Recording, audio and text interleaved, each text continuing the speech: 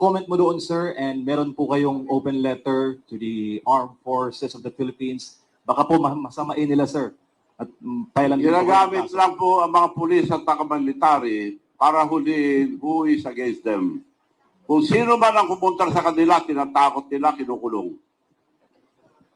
Kaya kinulong na, hinaresto si General Pukis dahil nagsasalita na against them. Somehow. And I think this is the reason why that Solid North, or at least the concept of the Solid North, is slowly being diminished. No? Pero ang nag-emerge nga rito right now is the phenomenon of the Solid South. 320 billion insurance for government assets, na 2 billion prior years LGU shares na 14 million, race program 250,000, GOP counterpart sa foreign assisted projects at 35 billion. Yes. Magandang hapon muli sa ating mga kasama. Nandito na naman sa Pigos nagbabalik. At syempre, kung hindi ka pa nakasubscribe sa ating channel, pasubscribe na lang po at hit mo na rin yung bell para update ka sa ating mga video. At kung nahihirapan ka po, makakuha ng notification, madali lang po yan. Punta po kayo YouTube, hanapin nyo lang po, search nyo si Kuya Goods. Type nyo lang po dyan sa search bar. Ano na nangyayari? Parang martial law na. Yung freedom of speech ng isang general, napalitan ho ng isang, alam nyo, pinusasan eh.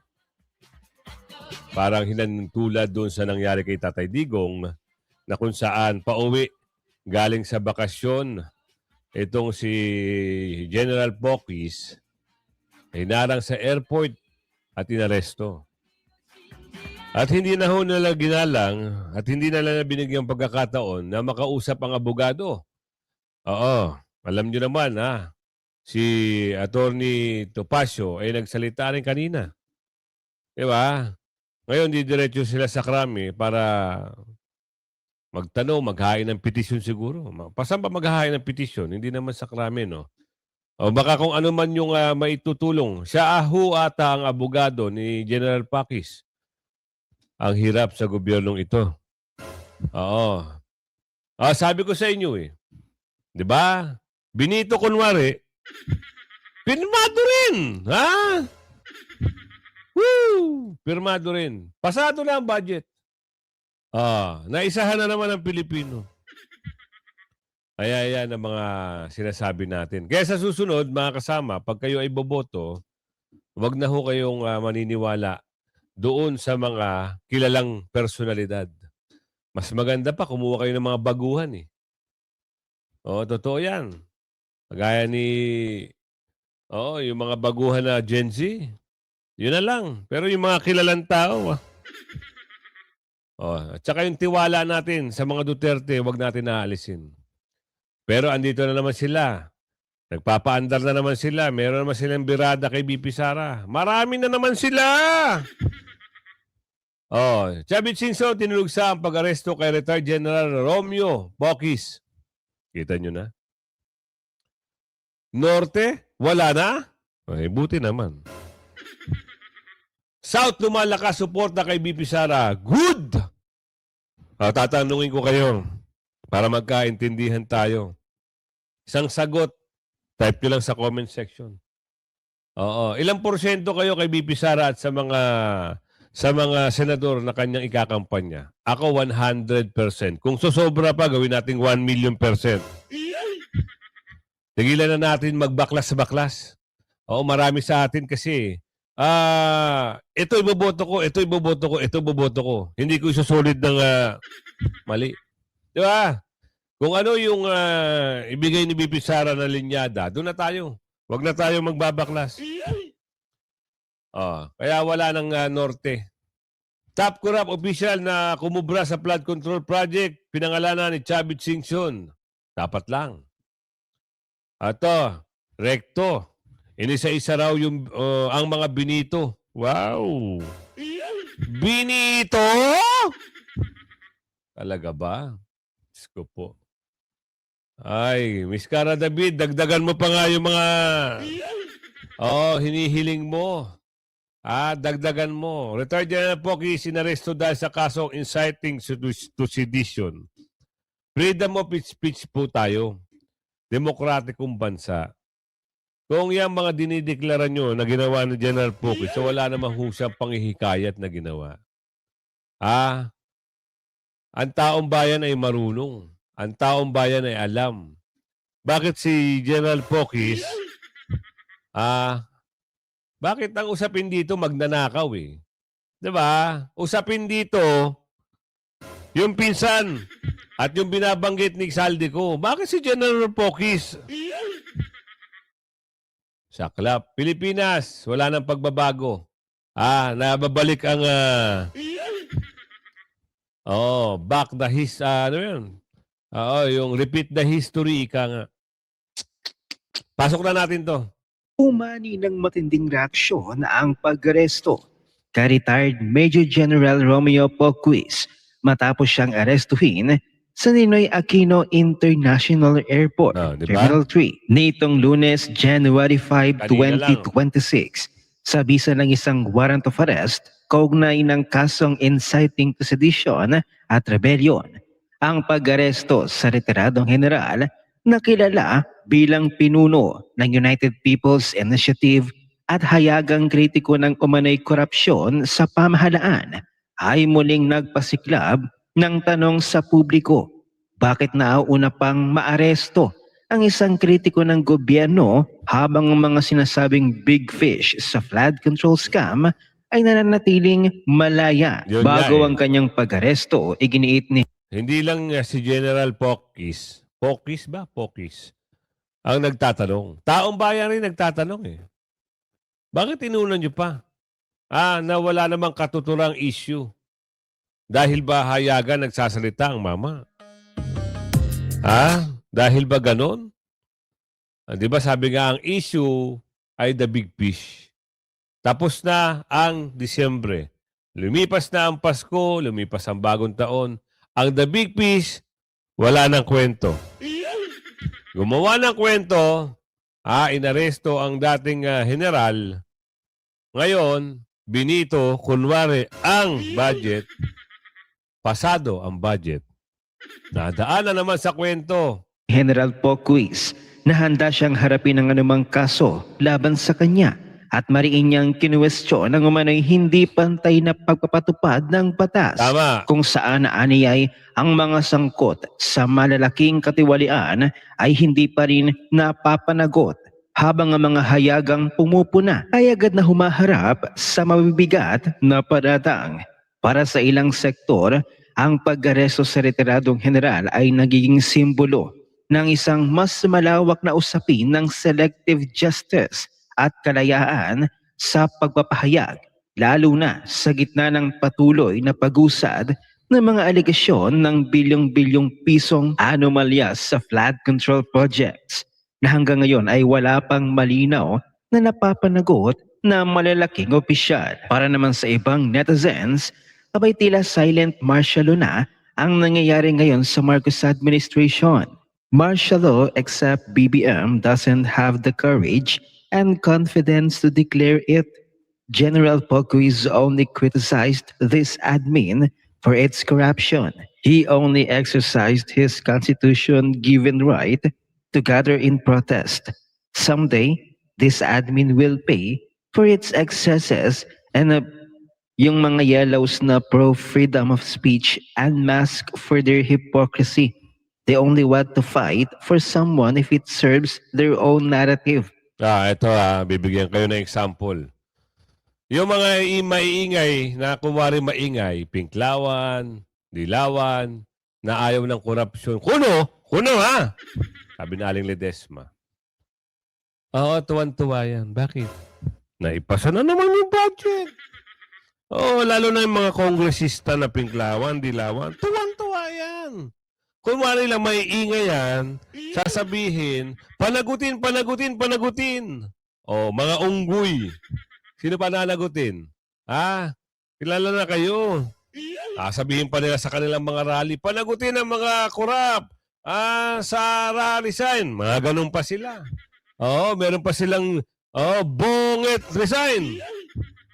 Pero ayan, ang mga tuwan-tuwa yan. Bakit? Sasahod na naman sa kaban-kaban. Diba? Oo. Ngayon, eto si General Pokis, talagang matindi ang kanyang mga batikos dito sa korupsyon. Anong sa inyo, mga walang kakwenta-kwenta mga bumabatikos, kuwari kuno sa korupsyon? Asan ang boses nyo? Sasabihin nyo, inaresto. Dahil nanggugulo sa gobyerno. Sasabihin nyo, naghihikayat ng citing to sedition. Yung mga nagbabato nga doon sa Mindiola. Anong ginawa nyo? Wow, mga kwento nyo sa unggoy, baka paniwalaan kayo. You will only care when it happens to you. Supresyon at intimidasyon. Sinalubong ng miyembro ng PNP CIDG, si retired Air Force General Romeo Poquis, ngayong umaga pagkalapag ng kanyang sinasakyang commercial plane galing sa isang bakasyon kasama ang kanyang pamilya upang arestuhin sa kasong sedisyon, isang bailable offense. Malinaw na mensahe ito ng pananakot, pagbusal at sa tinig ng lahat ng kritiko. Kita nyo? Yan, tama na sinasabi dito ni Robin. Ang pangit lang sa nakikita natin, yung mga nagkukunwari na galit sa korupsyon. Ayan sila magkakasama. Dilawan, Pinklawan, kakasama sila. Diba? Sino ba leader nila? Diba? Sino ba boss nila? Isa lang naman ang boss nila dyan sa kamara eh. Woo! 2 million pa more. Tapos ito pa. Kaya Chubby Chinson tinulig sa ang pag-aresto dito kay General Pokis. Alamin natin ito. SMNA News. Happy New Year, sir. Sir, ngayong morning, hinuli po ng PNP si retired General Romy Pokis dahil po sa mga may panawagan po and may mga criticisms against the current administration. Anong comment mo doon, sir? And meron po kayong open letter to the Armed Forces of the Philippines. Baka po masamain nila, sir. At pailan Ginagamit lang po ang mga pulis at taga-military para huliin who is against them. Kung sino man ang pumunta sa kanila, tinatakot nila, kinukulong. Kaya kinulong na, hinaresto si General Pokis dahil nagsasalita na against them. So lahat, gusto nilang bawalan lahat na magsalita. Sila lang ang tama. Ang gusto nila, ang pagnanakaw ng kaban ng bayan. Sila ang nanghuhuli sa lahat. Ito lang example, dalawa, si Diskaya, nagsasabi ng totoo. Kinulong na. Si Saldico, importanteng witness yan, kinasuhan kagad. Kung mapatay yan, wala lang witness. Dapat kailangan natin si Saldico and Sara Diskaya para mag-witness sa lahat ng mga kaso. Sir, So maliwanag na tinatakot nilang taong bayan, wag po tayo matakot mga kababayan, kundi wala na mangyayari sa ating bansa. Anong sinasabi nilang 500? Hindi na magkasya gastusin ng 500 sa isang araw-araw. Nagbigay yata sila 500. Hindi na po magkasya ang 500 sa pagpakain ng ating pamilya sa isang araw. Manong, last na lang. Doon sa pagkaka-aresto kay General Pokis na naalala nyo ba o parang bumabalik ba yung latak ng martial law? Na nung panahon na yon kinukulong po yung mga nagtatanong against the government.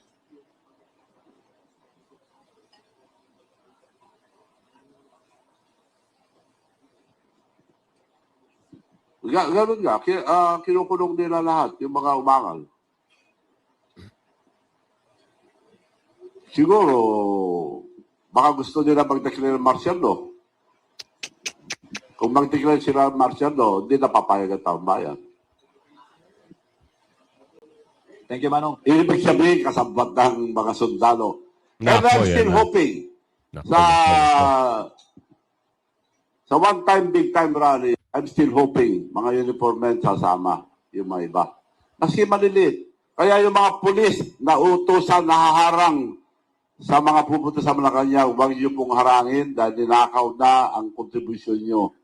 Yung mga PhilHealth, ninakaw na para may nakawin lang. Tinanggal. For the first time ever in the history of the Philippines, PhilHealth, zero. Ninakaw. Kinuha para sinamang ninakaw. Left and right ang pamimigay nila ng pera. Ang liwanag na yun. Harap-harapan, bastusan na. Hindi naman tayo papayag na Pilipino, gano'n na lang gagawin sa atin. Mga kababayan, lalaban po tayo. And I'm sure, kagaya sinabi ko, hindi tayo pababayaan ng ating Panginoon dahil nasa ating katotohanan. Thank you, Manong. Lalaban. Ha? Narinig nyo? Lalaban na. Ay, Diyos mio, Marimar. Bakit ganito pa nangyari? Sa kagustuhan ng Pilipinas na maging maayos sa pangako na napako na yung tutubusin yung mga utang ng Pilipinas, ganito nangyari. Hindi mo alam kung ang gusto ba ng Pangulo ng Pilipinas na maging maayos ang Pilipinas o talagang wala na talaga. Uubusin na at uubusin.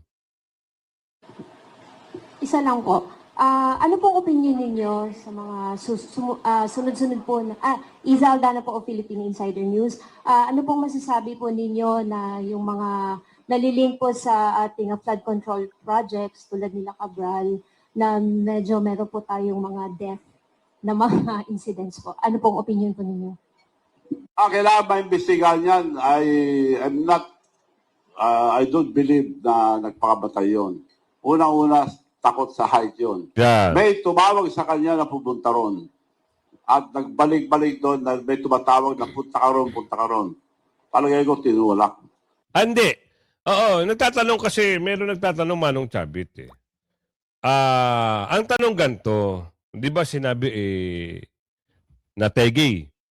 So kung nategay, dapat, sige, tinago na sa tao yung buryal. Di ba? Tinago sa tao. Hindi, meron ba kayo na naka-attend ba kayo ng lamay? Nagtatanong lang ho tayo Meron ba sa inyo na nakaalam na may lamay sa pamilya? Kung meron, hindi taas nyo yung comment section. Kung wala, type nyo rin dyan wala. At ito pa, ilang linggo na nakalipas, wala rin libing. Hindi man lang nabalita na nilibing si Cabral. Hindi man lang nabalita na cremate si Cabral. Nangyari, Pilipinas? Babangon ka pa ba? Diyos mio, Marimar, kawawang bansa. Oo, tinago na lahat. Diba? Ay, nako. Kaya, nasasabi rito, wala na. Tapos na ang sinasabi nilang solid north. Sino nagsabi niyan? Ito sa balita. Is slowly being diminished, no? Pero ang nag-emerge nga rito right now is the phenomenon of the solid south. Yan na. Wherein we are seeing around 23 million solid voters coming from Mindanao as well as Visayas. And I think they're all lining up for the vice president.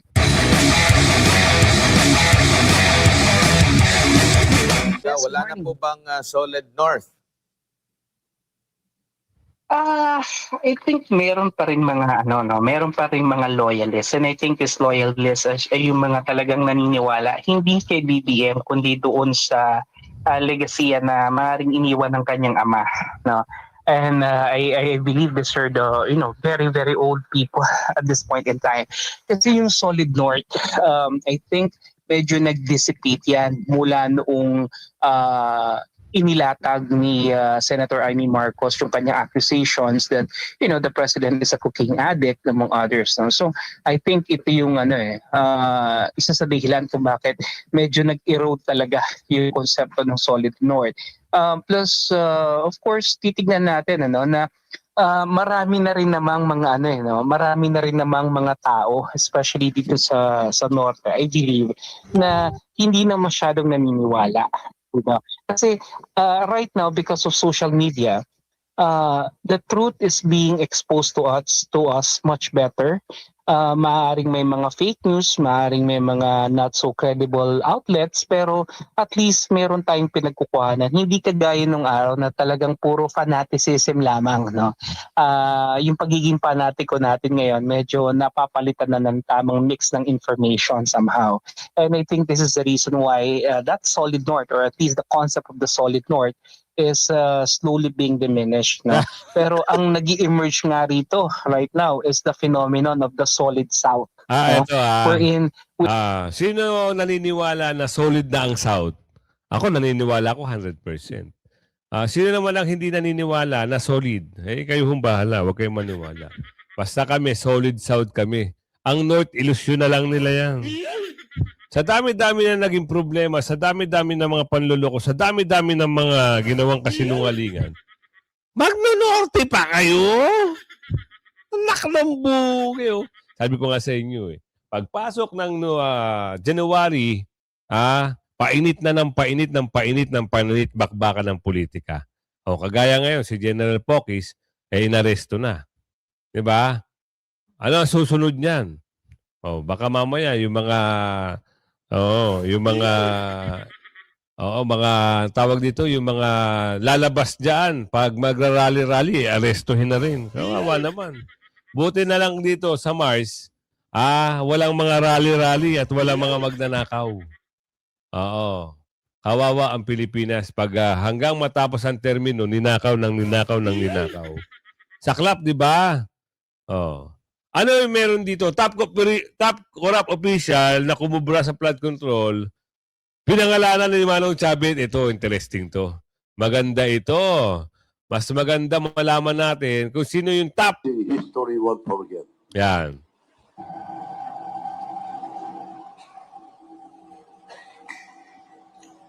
Unti-unting lumalabas ang katotohanan sa flood control project. Corruption started in 2023, 2024, and 25. Gumagawa na sila ng pera noon, 23, 24, 25. Pinakamalaki yung 25.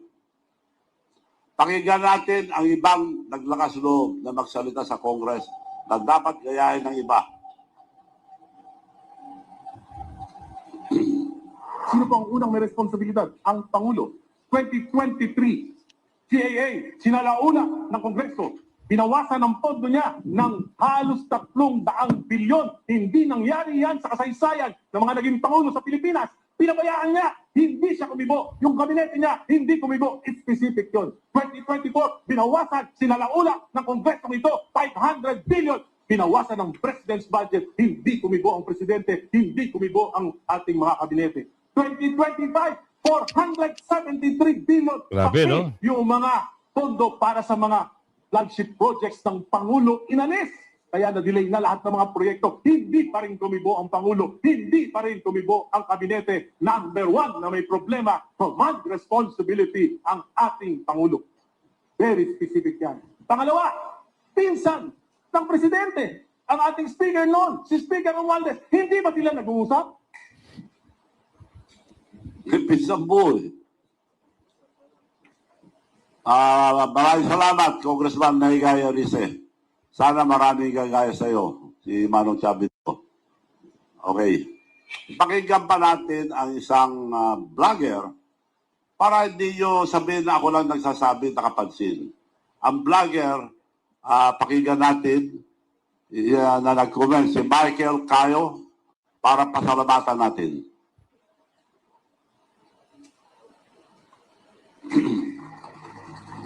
Kung dalawa lang nakakaalam, Romualdez at Saldico, yung ibang mga politiko na kinabang, ang alam nila si Saldico at si Romualdez lang. Pag ang presidente ngayon ay inimbestigahan yung ibang kasama sa baba, legit yun. He can do that. Kapag inatake ko at gusto kong ipakulong yung ibang involved, can I do that? Without implicating myself. I become a hero.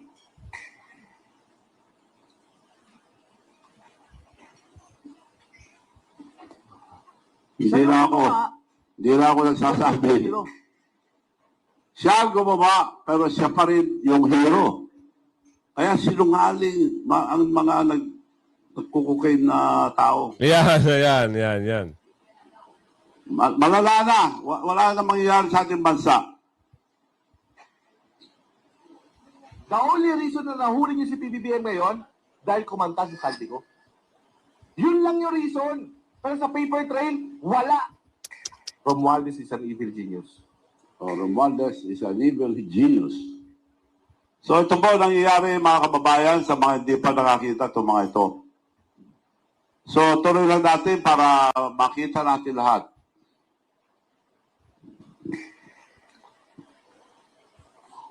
Salamat Michael Cayo. Sana maraming gumaya sa katapangan mo, Manong Chavez Singson. May reklamo ng Pangulo tungkol sa 2025 budget. Presyo, nagagalit siya. Presyo, manggel beyond recognition. Presyo, may binago siya pero pinirmahan pa din niya. Inaprubahan pa din niya. So pinirmahan pa rin. Alam na niya na scrutinize niya. He read 4,057 pages. Sinigurado niya na nandun yung pinasaksak niya na 100 billion na pinasaksak ni Santiago at sa kay Martin Romualdez. Grabe, no? Siya nagsabi, binasa niya, scrutinize niya, tinanggal niya. Tinanggal, kuripot tong Ilocano ito, tinanggal, kunti lang eh. 1 billion 15. So inaprubahan pa rin yung 98 billion 850 billion. Ay katunayan nga, Manong Chavit, sa kasagsagan na pag-aresto kay General Pokis, siya naman pagpirma ng National 2026 budget. Tuwan-tuwa na naman sila. Happy! Oh, mag-party-party! Sarap! Ilang bilyon na naman kaya ang pina-insert. Diba? At nakakatawa pa dito, Benito pa raw. Isipin nyo pa paano Benito. Benito, kailan Benito? Magbibito ba yan ng holiday? Magbibito ba yan ng kasagsagan ng bakasyon ng... Ayun lang nagtatanong lang. Kasi kung ibibito mo, dapat, hindi mo agad pipirmahan. Ina-announce mo muna. Bibituhin ko to. Benito raw eh. Inisa-isa ang mga Benito. Benito. Ang sarap, no? Ang pera ng taong bayan. Benito! Para Ano saan? po yung exact items that were vetoed by the president that constitute the 92.5 billion pesos that was removed from unprogrammed appropriations? There are, I'll take this question. There are roughly 10 items in the unprogrammed fund. Ang tinanggal yung budgetary support to GOCCs. Ang halaga niyan, roughly 6,895 million. Yung fiscal support sa CARS program na 4.320 billion. Insurance for government assets na 2 billion. Prior years LGU shares na 14 million. RACE program, 250,000. GOP counterpart sa foreign assisted projects sa 35 billion 769 million. Payments of... Alam mo yung Foreign Assistance Project? Yan ang tinanggal nila. Wala talaga mga takot mga ito. Wala talagang maisip na magandang sasabihin. Foreign Assistance Project, kailangan yan eh. ES requirements na 43 billion 245 million na nakapaloob na sa iba't ibang ehensya ng pamahalaan at natanggal na rin naman I think during yung sagip, wala na yung 80 billion na sagip, wala na rin yung Nampeday property na 210 million, public health emergency benefits na 6.7 billion, Marawi siege victims compensation under the NEPDEN was 2 billion. Ang natira na lang ay support, 3 item na lang ang natira. Huwag nyo lang lokohin taong bayan. Oo. As long as laging yung ginagawa yan, hindi na kayo paniniwalaan ng taong bayan. Diba? Oo, nabulgar sila lahat eh. Nabulgar na eh. Ngayon, ang problema ngayon, itong yung pag-aresto, balak talaga nilang patigilin si General Pokis sa pagsasalita. Kasi sabi ko nga sa inyo, marami na naman makikisawsaw kasi papasok na naman ang impeachment ni BP Sara. Yan talaga ang plano nila. Hindi nila maalis sa isip nila na hindi naman naabante yan. Diba? Ganito ang mangyayari dyan. Kasi since naka-archive pa, pag-aaralan pa, kung ilalabas pa yung desisyon ng korte, kung pwedeng ituloy yung impeachment nung nakabinbin o naka-archive. So kung binasura na yon, ayan na naman ito mga ito. Magpapile na naman sila ng panibagong complaint. Saan umpisahan? Ano yung panibagong impeachment complaint ni BP Sara? Ang kwento ni Madriaga? Ano ang unahin nyo? O yung kwento ng pare na mahilig sa gaming? Father! April! Masarap ba, Father? Ow! Ow! Ow! Okay, umabot ka sa video ito, ha. Huwag mong kalimutan mag-like, share, subscribe, at huwag mong kalimutan mag-hit ng bell at i-bell all nyo para makatanggap ka ng notification. Hanggang sa muli, bye-bye!